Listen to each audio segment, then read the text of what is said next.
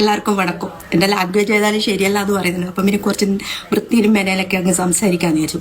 പിന്നെ ഇപ്പോൾ വന്ന എന്താ വിചാരിച്ചു കഴിഞ്ഞാൽ ഉള്ളി കട്ട് ചെയ്യുന്ന റീൽസ് ഇടുമെന്നും, റീൽസ് അല്ല ഒരു ഓൺ വോയിസ് ഇടുമെന്നും ഒത്തിരി ആൾക്കാർ ചോദിച്ചിട്ടുണ്ട് ഇൻബോക്സിൽ. അപ്പം കമൻസിലും ചോദിച്ചിട്ടുണ്ട്. ഓക്കെ, അപ്പം അത് കാണിക്കാം. ഓരോ ഫുഡിനും ഓരോ രീതിയിലാണ് ഉള്ളി കട്ട് ചെയ്യേണ്ടത്. പുള്ളി നല്ല വൃത്തിയിൽ കഴുകി തൊലി കളഞ്ഞ് വെച്ചതാണ്. നഖമുള്ളവരാണെങ്കിൽ ശ്രദ്ധിക്കുക, എടുത്തു വെക്കുക. ഓക്കെ, കട്ട് ചെയ്യുന്നത് ശ്രദ്ധിച്ചോ. ഇതൊന്നും വലിയൊരു സംഭവം ഒന്നല്ല, എന്നാലും ശ്രദ്ധിച്ചോ.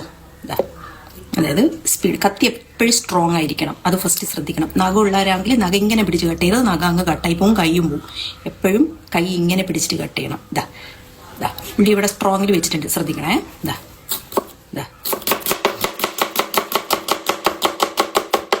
സംഭവം കട്ടായി കഴിഞ്ഞാൽ നമ്മൾ ബിരിയാണിക്കൊക്കെ വേണ്ടിയിട്ട് കട്ട് ചെയ്യുന്ന ഒരു സംഭവമാണ്.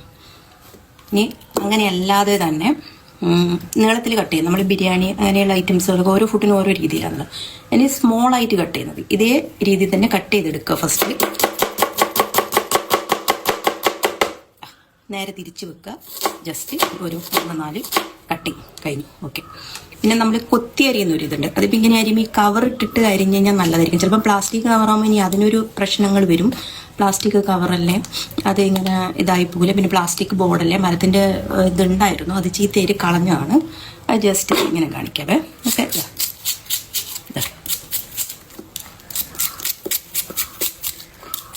ഇതിപ്പോൾ എനിക്കിപ്പോൾ ഇത്രയും ഉള്ളി വേസ്റ്റാണ് ഇങ്ങനെ മുറിച്ച് വെച്ചിട്ട്, എന്നാലും ഞാൻ ജസ്റ്റ് കാണിച്ചെന്നേ ഉള്ളൂ.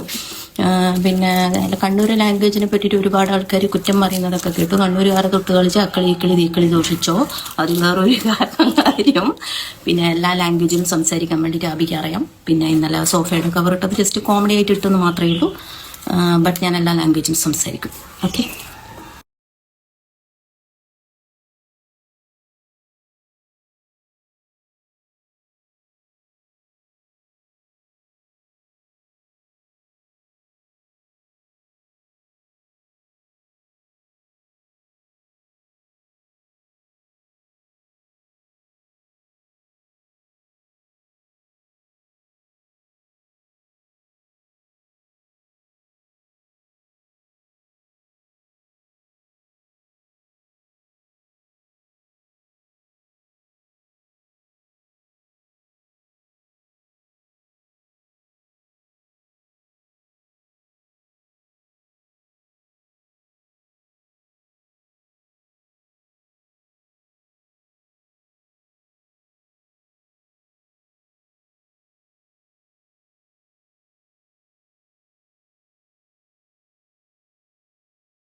പറഞ്ഞു കൊടുത്തല്ല. ഇന്നലെ എനിക്ക് കുഴിമന്തി വാങ്ങിച്ചിരുന്നില്ലേ, ആ കുഴിമന്തിയുടെ ബില്ല് എന്റെ ഷർട്ടിന്റെ പോക്കറ്റ് ഇട്ടിരുന്നു.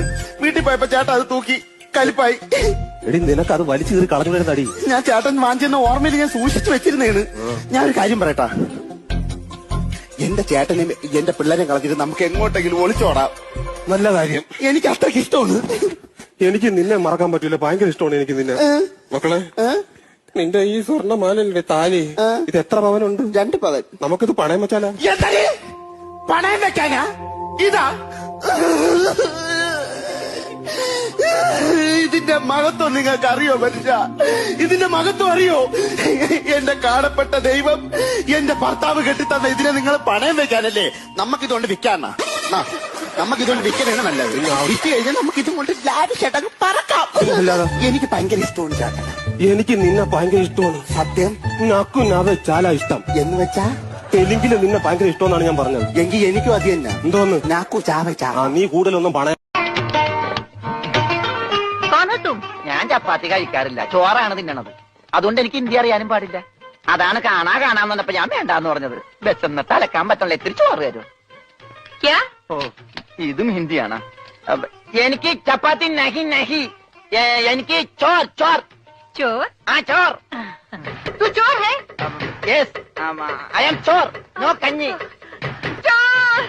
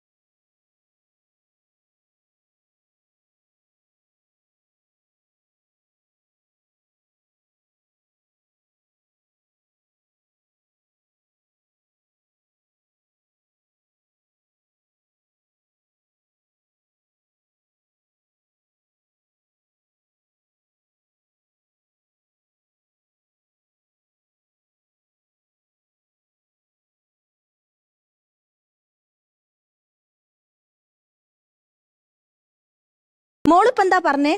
ഉപ്പില്ലാന്ന്. ഉപ്പില്ലാന്ന്. നമ്മളെ ഈ സ്ഥാപനത്തിന്റെ പേരെന്താ? വീട്ടിലൂണ്. അല്ലാതെ ഹോട്ടലിലൂണ് നല്ലല്ലോ. അല്ല, വീട്ടിലൂണ് എന്ന് പറഞ്ഞാൽ നമ്മളത് വീടായിട്ട് കാണണം മോളെ, മനസ്സിലായോ? നമ്മളെ വീട്ടിൽ നമ്മള് അമ്മമാരുമ്പൊക്കെ ചോറും കറിയും സാമ്പാറും ഒക്കെ ഉണ്ടാക്കി തരും. ആ ഉണ്ടാക്കി തരുന്ന സമയത്ത് നമ്മൾ ഒത്തിരി ഉപ്പില്ലെങ്കിൽ നമ്മൾ നാട്ടുകാരോട് മൊത്തം പറഞ്ഞ് നടക്കുകയാണ് ഉപ്പില്ല മുളകില്ല എന്നുള്ളത്. പ്രായം കൂടി ആൾക്കാരുമ്പൊക്കെ ഓരോന്ന് ഉണ്ടാക്കി തരുന്ന സമയം പ്രായവും പ്രശ്നം ഇപ്പം വന്നെന്ന് എനിക്കില്ലാത്ത കുറവുകളില്ല.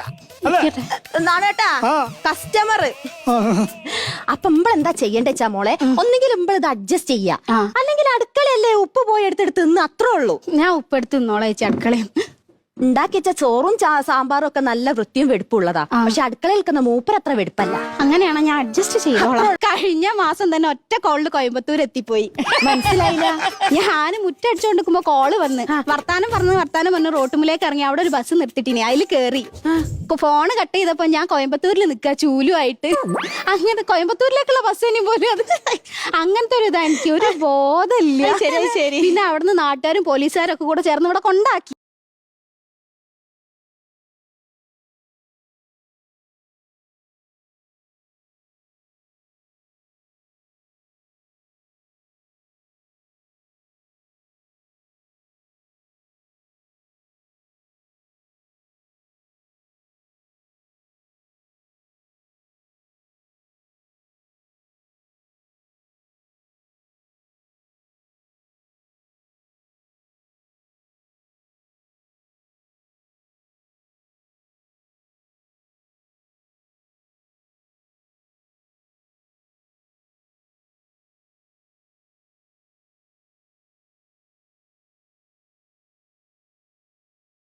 എന്റെ വീടിന്റെ അടുത്തൊരു പെണ്ണിന്റെ തലയിൽ തേങ്ങ വീണു. അവളെല്ലാം മറന്നുപോയി, സ്വന്തം കാമുകനെ പോലും. അവളെ കാമുകനെ മറന്നിട്ട് വേറൊരുത്തനെ കല്യാണം കഴിച്ചു. ഭർത്താവിന്റെ വീട്ടിൽ വെച്ച് അവളുടെ തലയിൽ ഒരു വെള്ളക്കാവ് വീണു. അപ്പോൾ അവൾക്ക് കാമുകനെ ഓർമ്മ വന്നു. അവൾ അവന്റെ കൂടെ കുളിച്ചോടി. ലീന പറഞ്ഞത് ഈ അസുഖത്തിന്റെ പേര് ജിംനേഷ്യം. ജിംനേഷ്യം അല്ല, ഭൂമിക്ക് ഭാരമായതൊന്നും ഈ വീട്ടിലും വേണ്ട നാട്ടിലും വേണ്ട. നിങ്ങൾ ഇന്ന് തന്നെ ഇറങ്ങ്. ചെല്ല് പോ. എന്തോ വായും പൊടിച്ച് നിൽക്കുന്ന പോ, ഇറങ്ങ് പോ. ഇനി നിന്റെ മുന്നിൽ ഒരു ആണും പെണ്ണും കെട്ടവനായിട്ട് ജീവിക്കേണ്ട കാര്യമില്ല. ശരി, ഇറങ്ങുന്നു. ഇപ്പൊ തന്നെ ഇറങ്ങുവാടി. ഇറങ്ങ് ഇറങ്ങ് ഇറങ്ങ് ഇറങ്ങ്. എന്തോ വിളിച്ചായിരുന്നു? ഇല്ല, വിളിച്ചില്ല. ചെല്ല്. ആരും വിളിച്ചില്ല. ഞാൻ പോവും. പോ. ഓക്കെ. പിന്നെ 8 മണി കഴിഞ്ഞ് ചോറിനകത്ത് വെള്ളം ഒഴിക്കാവൂ. അതെന്തിന്? ഒരു 7:15 ഞാൻ വരും. എന്റെ പൊന്നെ, എന്റെ തലവിധി. അല്ല നിനക്ക് പറയാം. തലപ്പിന്റെ കാര്യം പറഞ്ഞപ്പോ ഈ അടുപ്പത്ത് വെച്ചിരിക്കുന്ന തലക്കറി എന്തോ ആടി? അത് കഴിഞ്ഞിട്ടുണ്ടാവും. ചെകള കരിഞ്ഞാണ്ടല്ലോ. നിന്നെ ഇടിച്ചു നിന്നെ ഞാൻ നിന്റെ കൂടെ ഇങ്ങനെ നടക്കണമെന്ന് വെച്ച് നീ എന്നെ മുതലെടുക്കുന്നുണ്ട്. ഇടക്ക് നീ കണ്ണു പിടിച്ചൊക്കെ എന്നെ നോക്കും ആൾക്കാരുടെ മുമ്പ് വെച്ച്. അത് ചേട്ടാ, എന്റെ പിള്ളേരെ തന്തയല്ലേ നിങ്ങള്.